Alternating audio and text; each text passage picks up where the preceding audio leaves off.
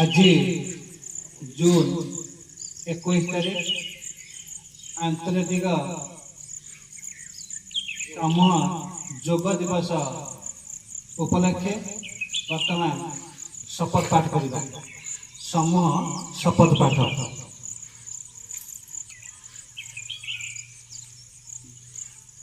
शारीरिक मानसिक एवं आध्यात्मिक सुस्थता योगर उपयोगिता विषय जाणी मु एहाकु एक दैनंदिन अभ्यास भाव में ग्रहण करने को प्रतिज्ञा करुछि।